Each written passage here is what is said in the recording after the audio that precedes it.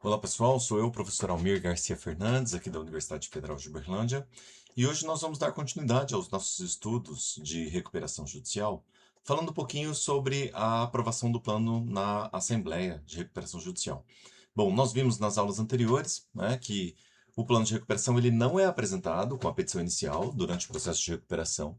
O devedor tem 60 dias para apresentar esse plano de recuperação depois que o juiz dá o despacho de processamento do feito, com a nomeação do administrador judicial.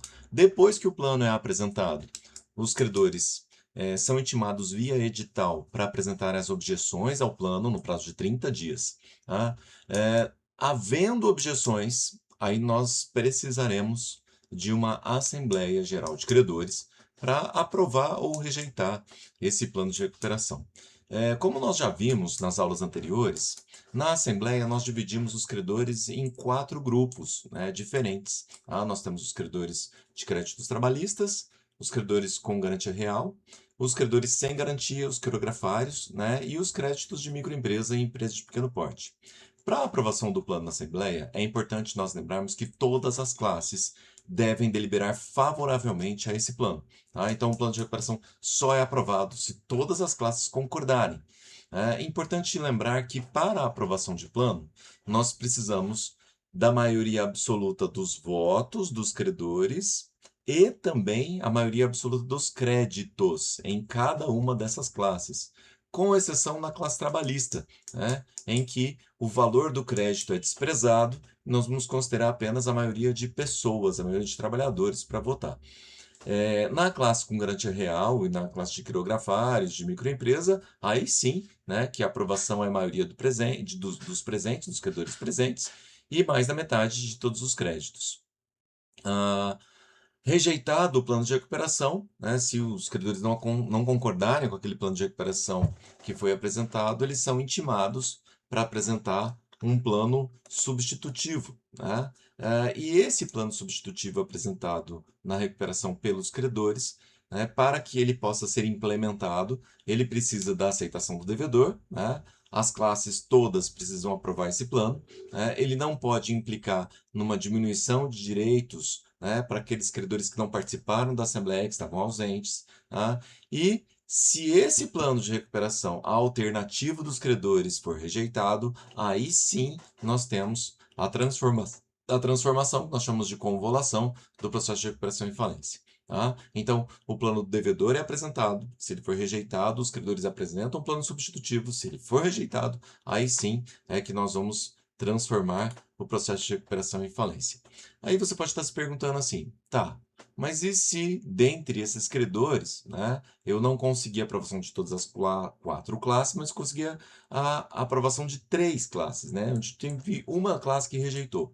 Nesse caso, nós vamos ter uma situação chamada aprovação Crown Down, né, em que o juiz pode aceitar a recuperação judicial. Só que nesse caso, é necessária uma conjunção de fatores para o juiz aceitar essa aprovação do plano. Né? O juiz vai identificar se houve voto favorável dos credores, que representam mais da metade de todos os créditos que estavam presentes na Assembleia, tá? E independente de classe, e aqui nós vamos considerar o trabalhista com valor, né? Nós vamos verificar se houve aprovação, né, nessas 3 classes ou em classes remanescentes que existiam, tá? E se na classe em que nós tivemos rejeição do plano de recuperação, teve pelo menos 1/3 de aprovação dos credores. Tá? Aí, nesse caso, né, é possível o juiz aprovar de forma compulsória o plano e nós chamamos essa aprovação de aprovação Crown Down. Tá? Bom, depois que o plano de recuperação for apresentado, foi aprovado, desculpa, né, seja o plano apresentado pelo devedor, seja o plano substitutivo dos credores, tá? Aí o devedor tem que apresentar certidões negativas de débitos tributários e com o INSS, né? Ou então que ele já está em reorganização, rediscussão, né? O parcelamento dessas dívidas. Né? Nós vamos ter agora uma questão extremamente importante na recuperação judicial, que é a novação dos créditos. Tá? Lembrando que, se o devedor pagar todos esses créditos, tá? Ele livra-se dessas obrigações. Né? E aqui o pagamento não é o pagamento integral, é o pagamento do plano, aquilo que ficou convencionado no plano. Tá? Então, nós vamos ter uma novação. Essa novação, ela só não tem efeito se o devedor não cumprir com o plano, né? O devedor não cumprindo com o plano de recuperação judicial, aí o processo de recuperação é transformado em falência, né? E aquele valor que foi novado, ele é desconsiderado. Nós vamos abater valores que eventualmente foram pagos e a habilitação na falência ocorre com o valor original do crédito.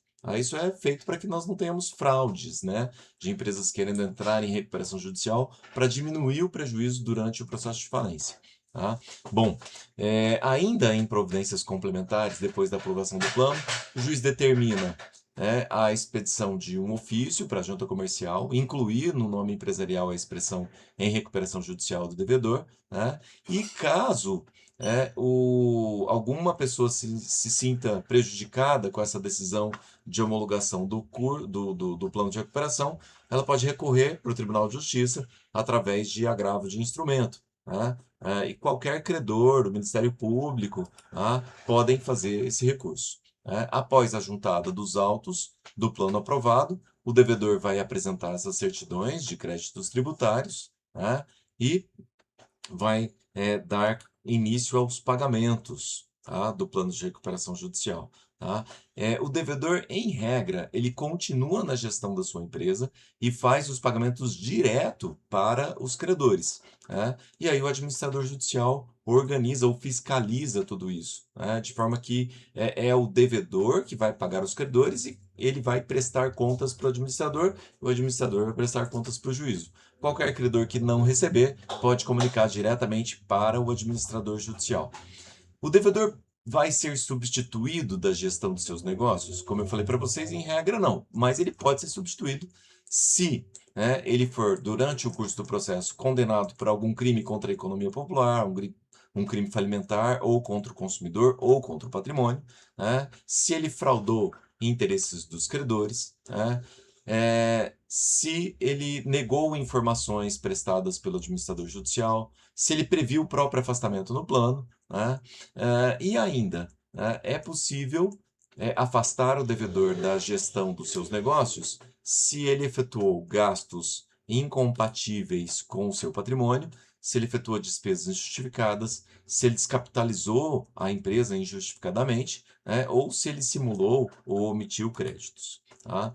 Durante a recuperação judicial, o devedor não pode alienar ou onerar bens que não foram relacionados no plano de recuperação judicial sem autorização do juiz. Então, toda alienação ou oneração de bens, ou é autorizada pelo juiz, ou está prevista no plano de recuperação e foi aprovada pelos credores.